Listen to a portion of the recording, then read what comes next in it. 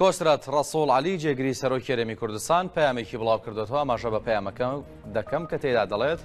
جەماوەری دڵسۆز و خۆڕاگری کوردستان کەسوکاری شەهیدان پێشمەرگازا و گیان لەسەر دەستەکانی کوردایەتی لایەمۆ ناشکرایە کە خەباتی گەلەکەمان لە مێژووی دەیان ساڵی تەمەنیدا لە پێناو دەستەبەرکردنی ژیانێکی ئازاد و شەرەفمەندانە بە بەردەوامی بڵێسەی سندووە و نەوە لە دوایەوە پەیامی پیرۆزی خۆیان گەیاندووە. ئەتا ئەمڕۆکە گەێنراوەتە دەستی ئێمە لەو پێناوەشدا چەندین سەرکردەی جوامێر و دەیان هەزار لاو مێرخاسی خۆی کردوتە قوربانی و بەسەر بەرزیەوە لاپەڕەکانی مێژووی پێنەخشاندووە. داواستەی ئەوە ماوەی زیاتر لە 3 ساڵە گەلی کوردستان لە جیاتی هەموو ئازادی خوازان و مرۆڤ دۆستانی دنیا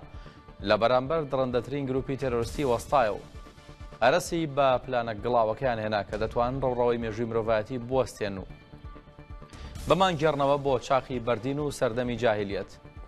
ئێستا لە کاتێکدا کە ناو ناوبانگی پێشمەرگەی کوردستان بە جوانی لە گوێی تەواوی مرۆڤ دۆستان و ئازادی خوازانی دنیا دەزرێنێتەوە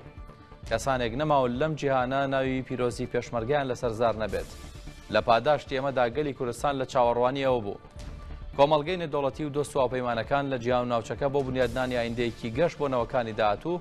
گوێمان لێبگرن و ڕێز لە ئیرادەی میلەتەکەمان بگرن.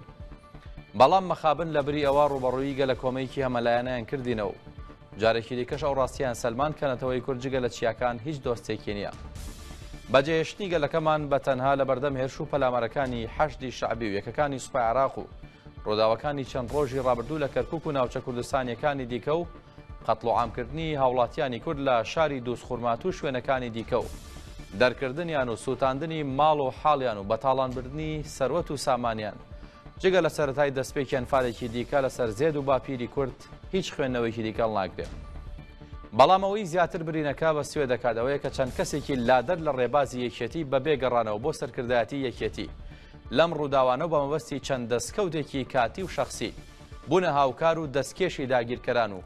بەم کارە قێزەونە سەرشۆڕانە خۆیان دەخزێنە ناو لاپەڕە ڕەشەکانی مێژوو.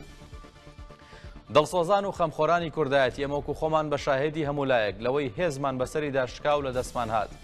بۆ پاراستنی سەر و ماڵی هاوڵاتیان و خاکی پیرۆزی کوردستان لا کەرکووک و شوێنەکانی دیکە و بامانجی لە نەدانی دەستکەوتە استراتیژیەکان درێغیمان نەکرد.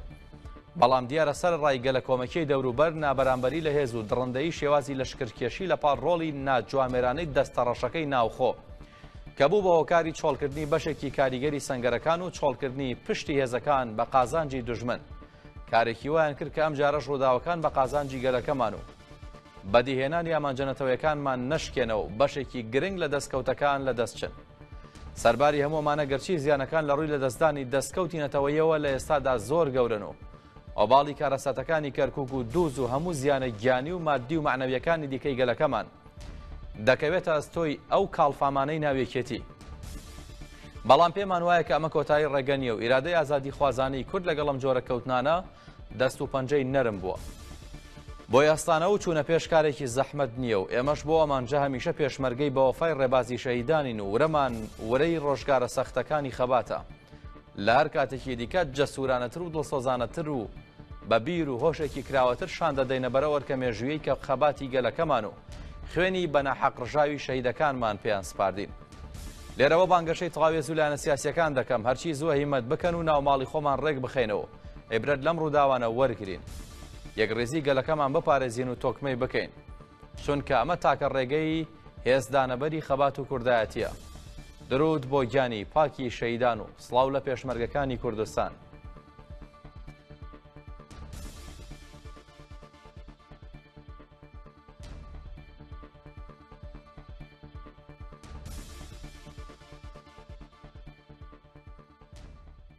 ئەمە پەیامی کۆسرات ڕەسوڵ عەلی جێگری سەرۆکی هەرێمی کوردستان و جێگری یەکەمی سکرتێری گشتی یەکێتی نیشتیمانی کوردستان بوو دەڵێت لە پاڵ ئەو گەلە کۆمەیەی کە لە